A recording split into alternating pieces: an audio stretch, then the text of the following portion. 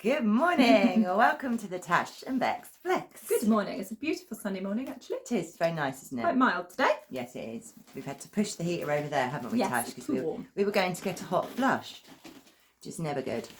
So today we're going to just sort of finish up with the MAC code thing. And when I say finish up, we're just Rounding up. Rounding up, that's the better word. And we were going to be interviewing somebody about it today, but unfortunately they're not able to interview today. But we will at some point be doing that. So there will be another interview with somebody who's really clued up in it. But unfortunately, and we can explain a little bit about what they say as well, can't we? Because he's sort of said a little bit to us about what it's all about. Yes. But and then we're going to move on from there and talk about detox and solutions, because when we put stuff out that isn't very nice, we always like to offer ways of resolving and taking control back of your body. Absolutely. Then I was just going to talk a little bit about vitamin B12. Yes.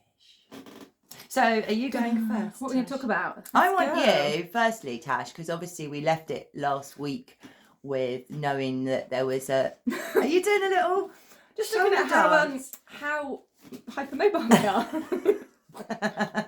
Because we've been wanding the hell out of each other, haven't we? Maybe that's what it is. Blowing each other. Yeah, been blowing each other. That's another story. But the Tesla coils. So we've had somebody that so just to recap, last week we understood that the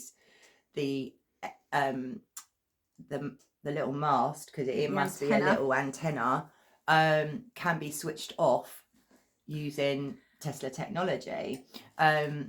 And obviously it disables it somehow. Yeah, I think it switches it off, doesn't it? So there was somebody in the comment section who said it's not strictly Tesla. No. It's obviously EMP.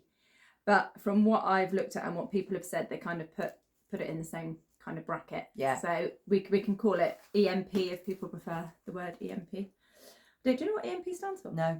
Electrical magnetic pulse. Oh. Maybe, I don't know. Oh, well that sounds right. I don't know. That's what I... Yeah. Electrical magnetic pulse, maybe. Anyway, you can probably tell us what it stands for.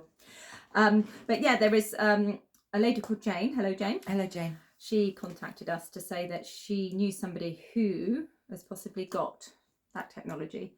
So when he's got back to her with a bit more information, because she's going to show him the videos and everything, so he's got more of an idea, then we'll see if he's willing to try to make us something. To make us something, so we could either disconnect people, or at least maybe the person who I know could go to them to get their one disconnected at the very least, which would be good. But there is the same guy who said about the EMP and the Tesla coil as well in the comments, did also say something about it being dangerous, didn't they? So we might have a lot of dead bodies. What you would have, I think, is probably a lot of dead phones and a lot of dead computers and a lot of dead technology if you had it with you at the same time that you had an EMP.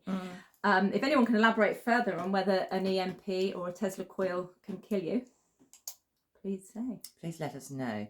I mean, I think if you had sort of a pacemaker or something like that, obviously it would be highly dangerous. But you have to do your due diligence with this. And I suppose EMP, if that does mean electric magnetic pulse, then obviously your heart is an electro. It's that same. Yeah, it's an electric. Yeah, the same device. Thing. So if anyone does have more info, it'd be good to know.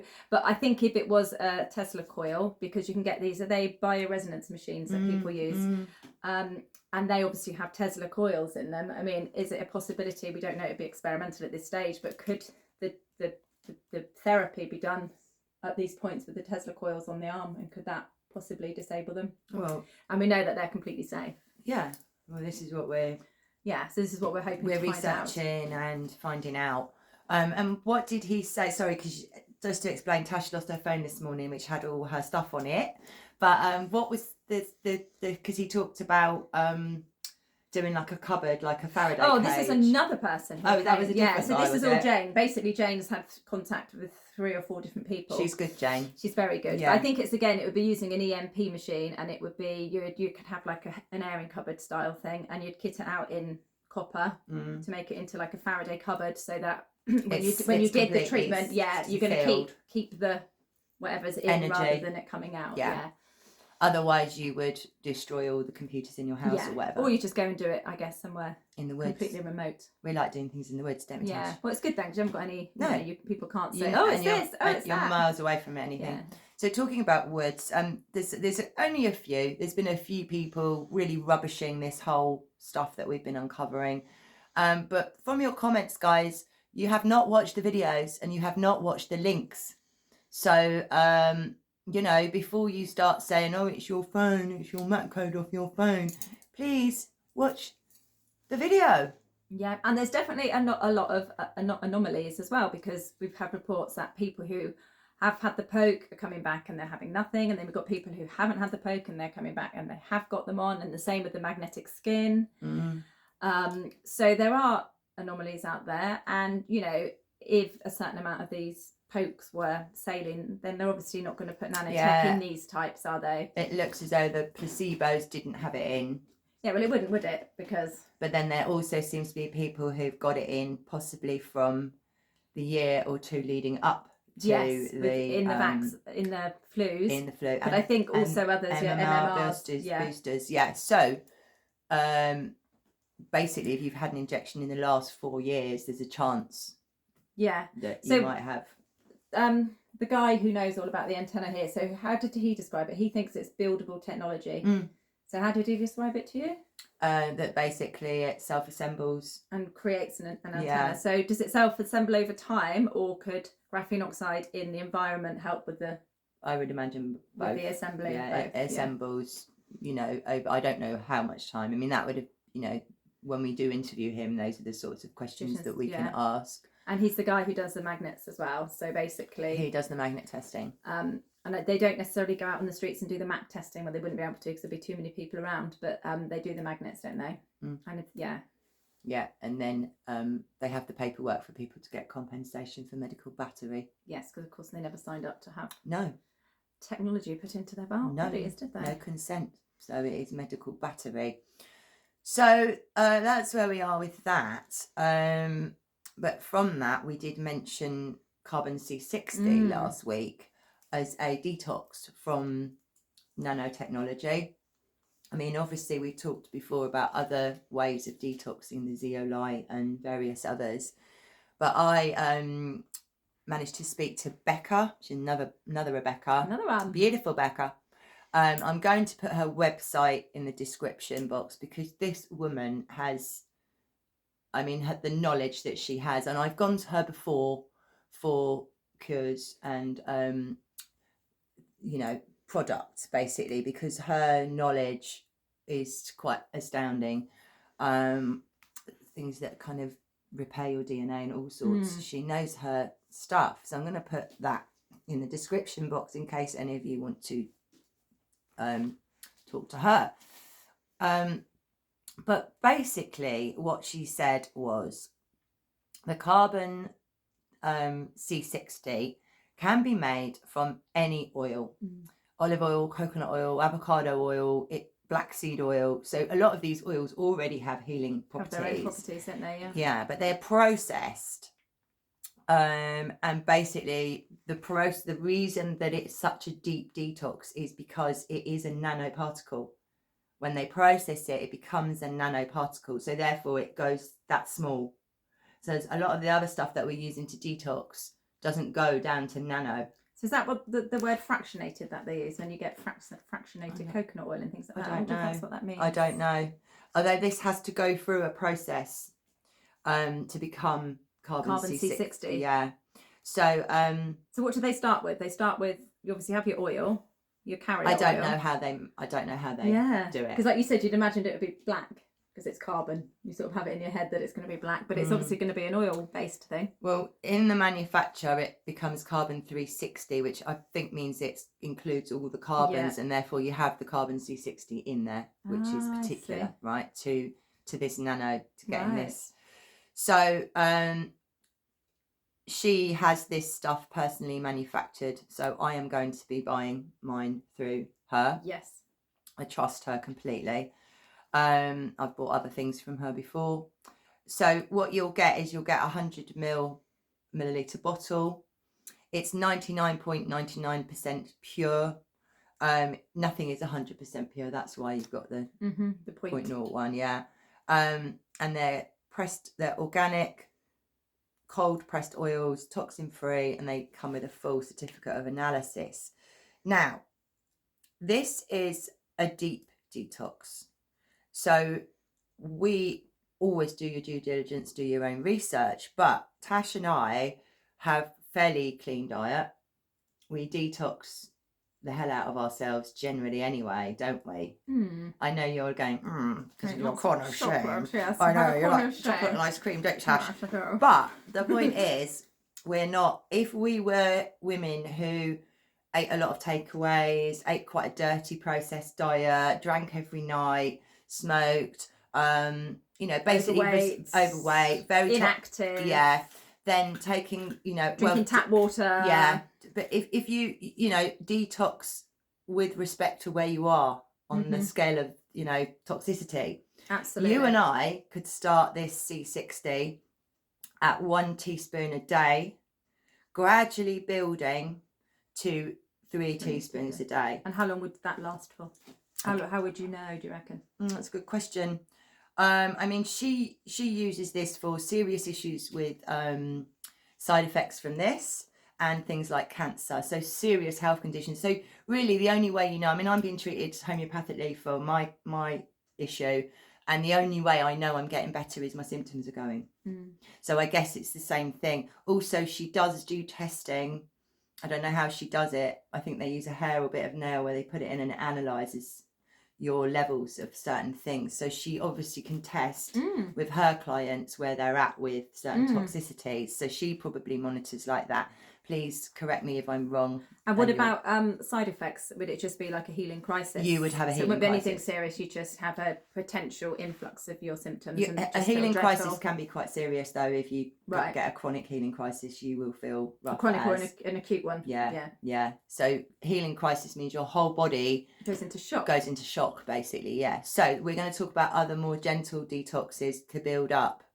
But she told me about a woman who was 71. She'd had 2 of these, had a chronic reaction. She'd also had chronic asthma since she was 14 years old. So she's 71.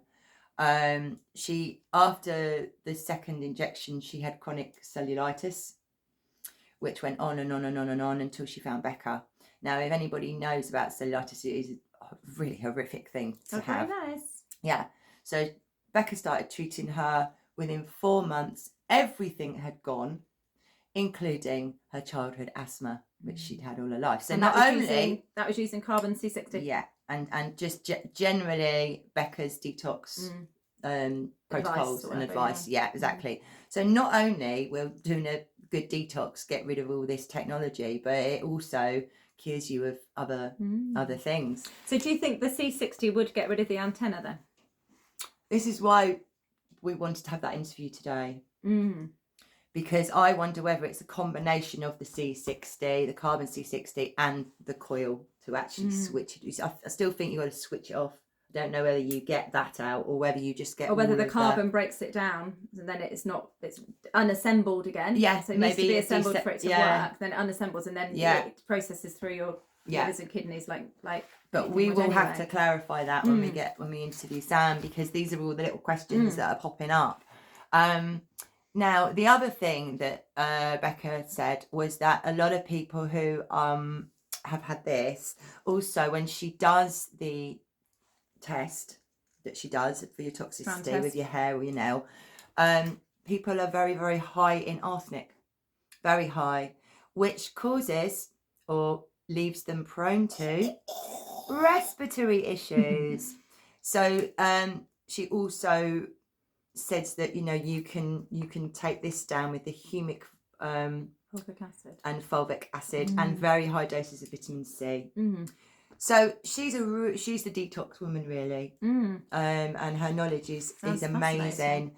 But as with all of this, do talk to Becca or do your research, because we obviously just share what we do.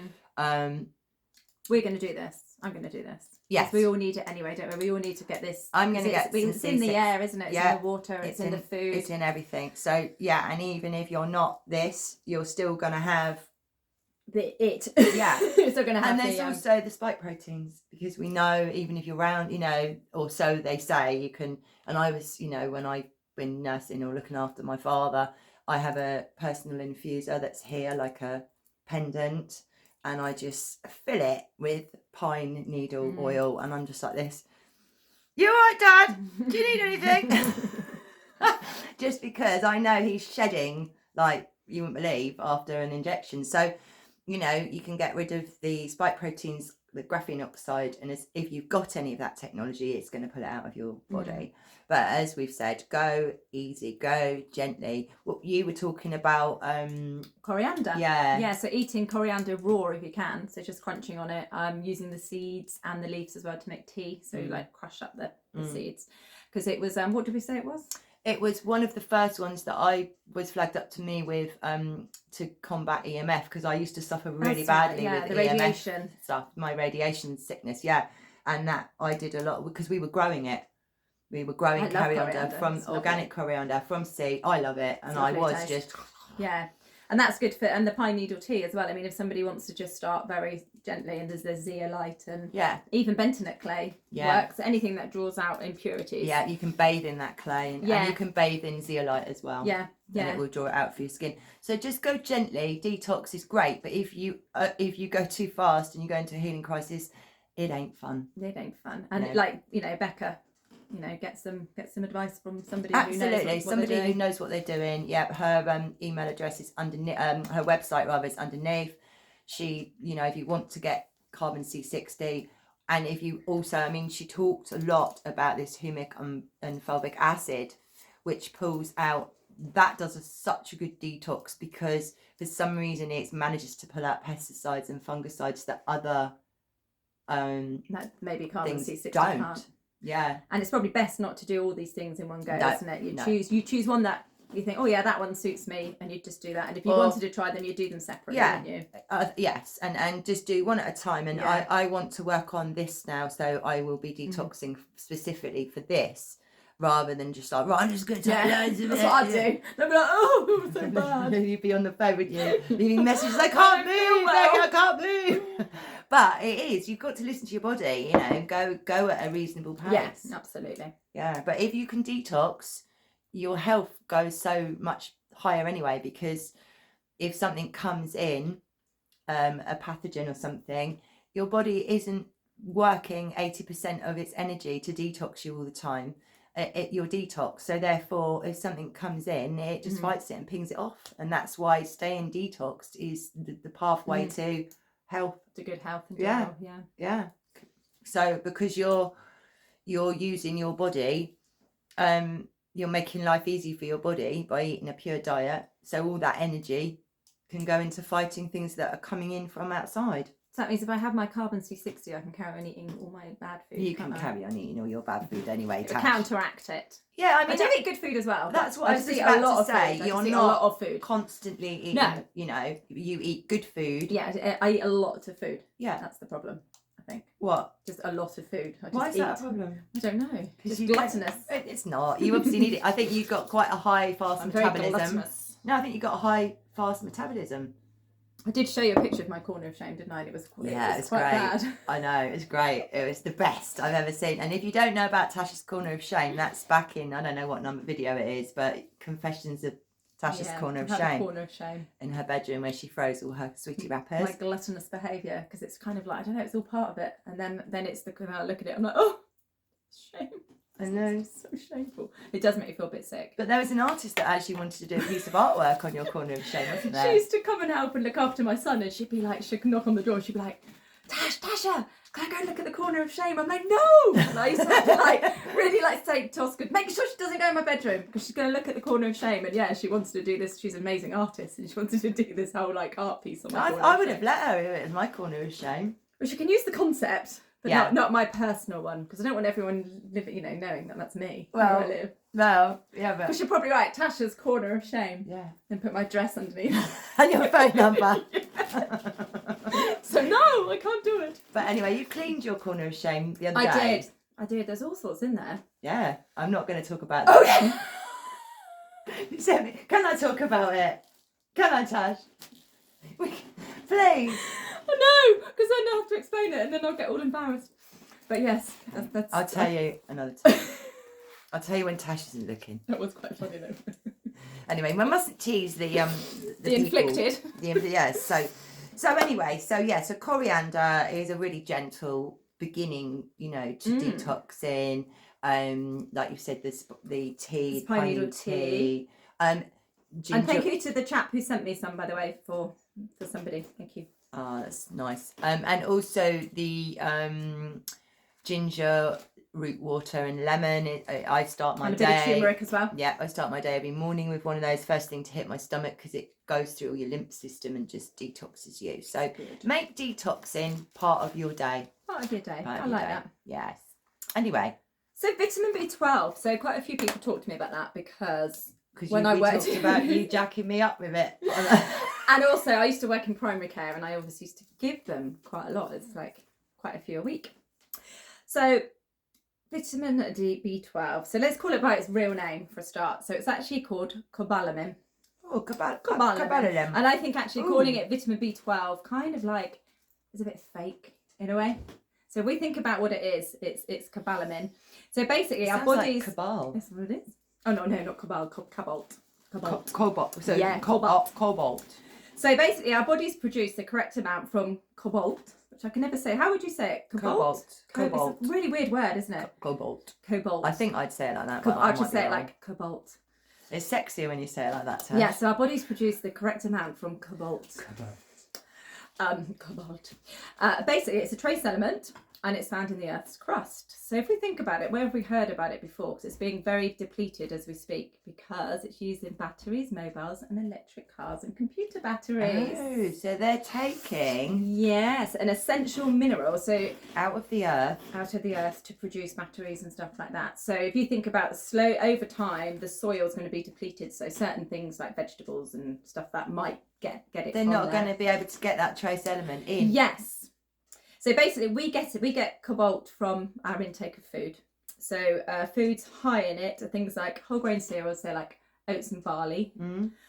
What else is it? Oysters, clams. I hate both of those. Oysters, clams, fish, mussels. I don't eat any of that. No. And then beef offal. No. Dried fruits, things like figs and prunes, dairy, eggs, and then things like cabbage and lettuce, that type, the green leafies. Kale. Not so much the green leaves, they've got to be in that same family as the cabbages and the lettuces. I can't remember. Is that the brassica family? No, I think because that's broccoli. That's broccoli and cauliflower. I can't remember the name.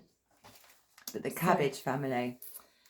Yes, the cabbage family. Cabbage. So it was the cabbage. Everything's a bit caballed. Cabbage and cabal. Yeah, trying to pull in the trying cabal. to sexify the names.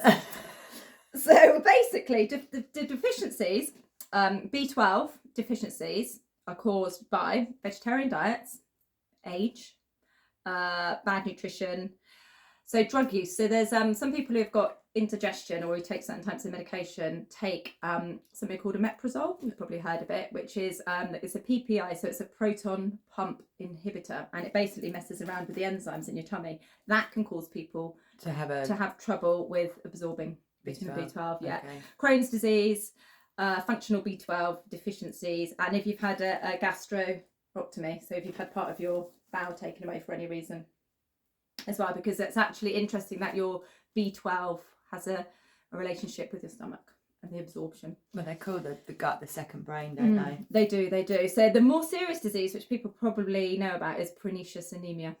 Now, never heard of it. You've never heard of it? No. So pernicious anemia is when the doctors tell you have to have it put in via injection only. Okay. Because so basically, but I didn't have that, did I? When he said no. He just says most alternative doctors will say we all need vitamin B12, because the parameters that the NHS used are lower than what we believe the levels are meant to be. So it's not a bad. Mine were on the floor. Yes, but in his blood test, when you had your blood test done at the GPs, it didn't get flagged up. True, that's so true. It's so that there's room for like as to why they do it, but you will find, and you know, you can go to the beauty salon now, or the person who does your Botox, and they'll do a B12 shot. But basically, pernicious anemia is an autoimmune disease, and it's when you've not got like enough red blood cells; they're not produced well enough, so you get malabsorption of B12 due to the lack or loss of the intrinsic factor, which is a protein that's found in your tummy. So that's why the stomach is. So it's gut health again. It's gut health again, yeah. So the gold standard GP thing would be to always inject the patient with a set protocol with these B12 injections. And the ones that they use are hydrocobalamin or cyanocobalamin. Now, unfortunately, both of those are completely synthetic. They're considered bioavailable. So by that means that when this medication is administered, more or less 100% of it goes absorbed. So therefore it's effective. If you like, it's 100% effective. Yeah.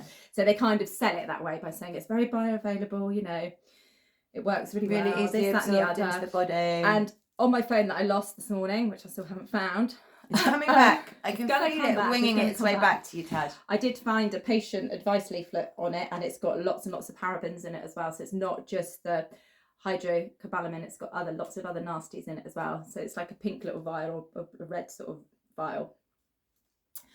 So this is this same drug, this synthetic version is the same one that I would give you, that you'd buy, that you'd get, that you go privately. You'll always get this sort of synthetic one. However, there is something called methylcobalamin and adrenal cobalamin.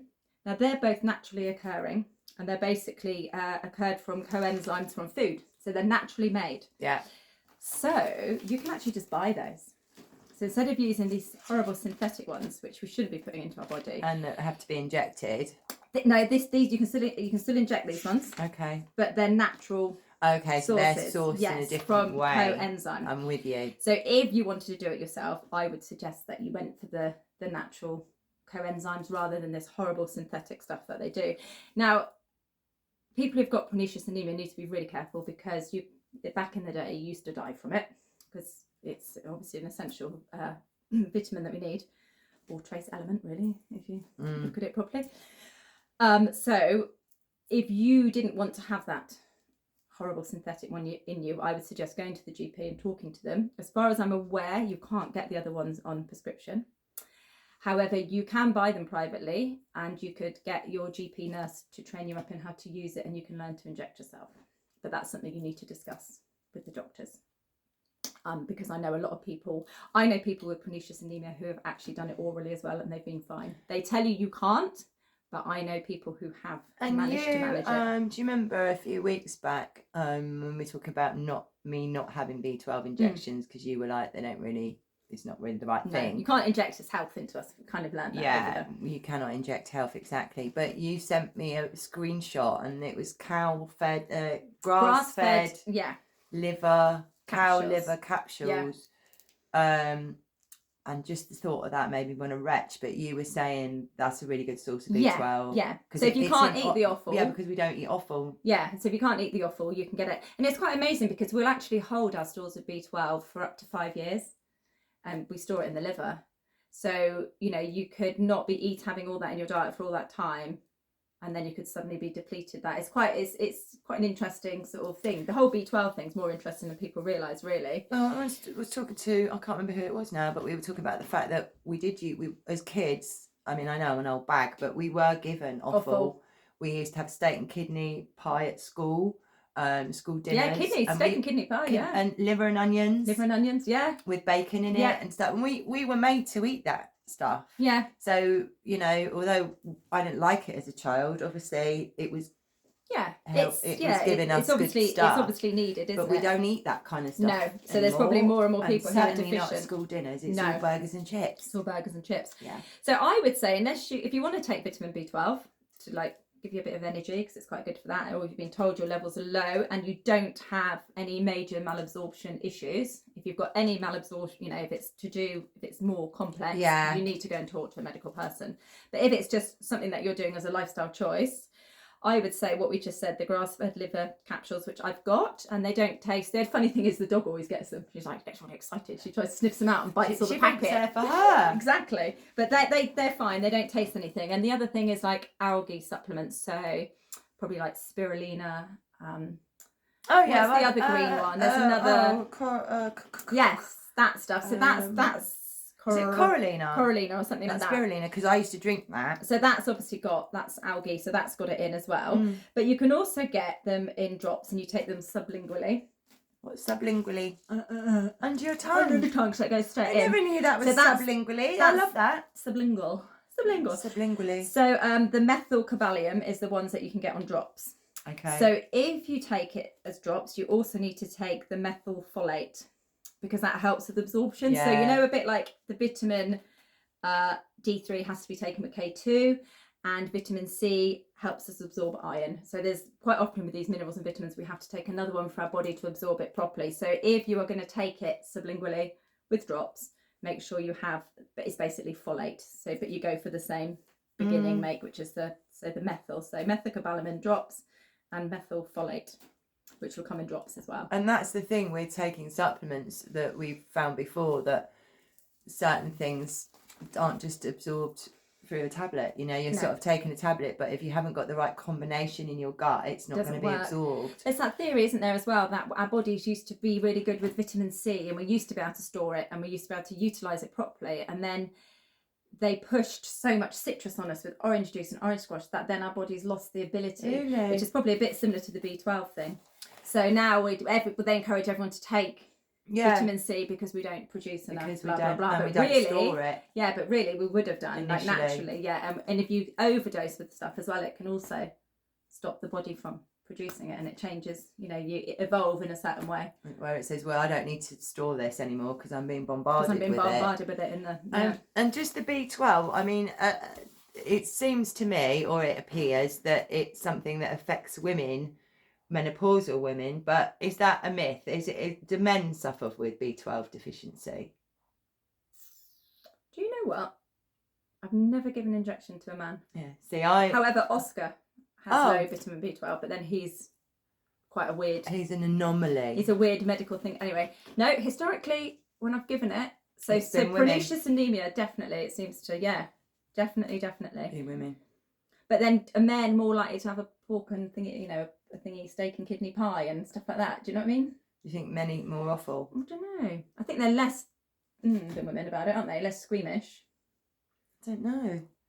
I just wondered because I know a lot of women going through menopause have problems with their Bs. I mean, the thing, B12 is very different to the other Bs, to the folate and the iron and the ferritin. So there's all these different groups of them, and B12 is just one. Yeah, and is heavily connected to the gut and the absorption. So it is, and it is a trace element at the end of the day. It's not necessarily a B vitamin. A bit like when we go on about vitamin D, it's not a vitamin, it's a hormone. It's a hormone anyway. You know, and there's lots of we need to talk about things as they really are rather than the sort of name that they've been given. Pretend names. The B12. So you're actually having a cobalt injection. A cobalt injection. And the cobalt. But you're not injecting me anymore, are you, Tash? No. I mean, if you want to get the other stuff, I'll happily do it for you. If you can get hold of it, you just go online and put I think I'm going to buy the tablets. The apps, honestly, they're fine. The liver, because I can't cope with eating offal. No, I can't eat offal. But I feel okay about taking a tablet. It's just like a little. Because I don't actually like having injections, and I'd rather, if I'm going to have one, I'd rather you did it for me. But you can't inject it, you know, unless there's a serious medical reason as to why your body can't absorb, you know, and you've got malabsorption issues, then there's no reason why we should be injecting. Everything is there in nature for us to live healthily and happily. Without having intervention. Needles in our arms. Yeah, really. And it is a bit disgusting. I mean, as you know, I can do with a bit of a boost, but I won't let anyone inject me, and I won't inject myself because it makes me feel sick. Well, I hate injections, but I had to give my son injections when he had that big operation to get him home. I just hate them. And they had to train me, and I mean, it was something I had to make myself do because he needed to come out of hospital so badly.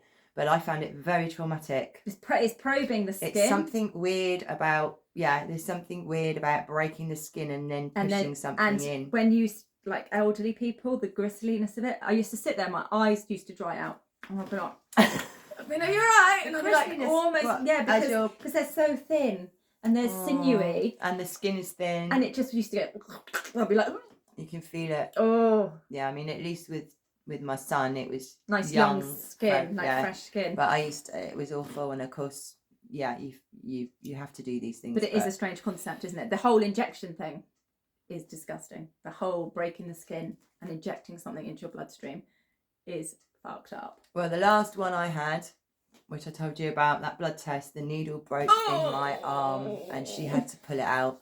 And the nurse said, in 34 years, this has never happened to me. And I was like, well, lucky me. But that, I felt, was a sign. I came back and I said, it's a sign from God. I'm not going back to the NHS. Because at the end of the day, I was just like, get this needle out of my arm. I've never, ever had a needle break in anybody, ever. Can you imagine it? And you've got juicy veins as well. So there's no reason for anyone to struggle or dig around or do anything like that. No, it was obviously just a faulty syringe, but I just thought it was a sign. So I've taken so much blood from people over the years, which is horrible to think, but you try and get blood out of me, they chase me around the bloody surgery. And I can't do it! And I'm like, God, I can't. And I can't. Oh, it's just like, thought of it just sends me over the edge. It's weird though, because you're a nurse. You'd think that you'd be all right with it. But it's funny, it's doing it to somebody else. It's weird, isn't it? No, I hate it. But I don't think I could inject myself. Oh, no. I mean, I don't know how. No, diabetics don't do it. Well, I was thinking of junkies actually, but I suppose your addiction is so strong that you would do it. But, you know, I think it's just unnatural to break the skin and push something into. It just doesn't feel good. It's gross. For me. The whole thing's gross. You can't inject health at the end of the day. No, you can eat your way to health, can't you, Tash? And you can, you know, detox your way to health. Detox your way to health, but you cannot inject your way to health. Doesn't work. No, unfortunately. it's very creepy. Yeah. Anyway, so we will hopefully bring you an interview from Sam, just with all of the questions that you've asked us about this, the MAC codes and this and whatever else is attached with that. Give us the overview of that when he's better, and we will be back next week. We're moving on to a new topic, aren't we? Probably. Oh yes. You can do what you're doing, what you've been reading. Your book of Enoch. Oh yeah, well, oh my God, that's just I won't go there, but yeah, we're going to do something on the book of Enoch and going right back to the bloodlines and stuff like that. And we've also got the wand. We're going to do one on the wand as well, the healing wand that we've been blowing. When we blow, because it's hot air, so you have to blow yourself. I keep saying to her, I'm just having a blow. Yeah, I love the one you said, I'm blowing Will. I was like, yeah, lucky Will. But yeah, it is, and it does look very phallic as well. It does. Enough. Will turned around and said, what are you going to do when you realise you've just bought yourself a glorified hairdryer? Oh, I thought you were going to say something else. They just said, a glorified, it's just a hairdryer with a blue light. Well, because we can feel the difference. Yes. So we're going to do a podcast on that possibly next week. We will. We're still sort of gathering our evidence of how it's helped us. And you've had it for a week. It's my turn now. Yeah, we do swapsies. Yeah, we're sharing it, aren't we, Tash? Sharesies. Yeah. Anyway, so that's it this week, guys. We hope you're all well and thriving, and we will see you next week for some more Tash and Beck's Flex. Au revoir tout à l'heure. Bye.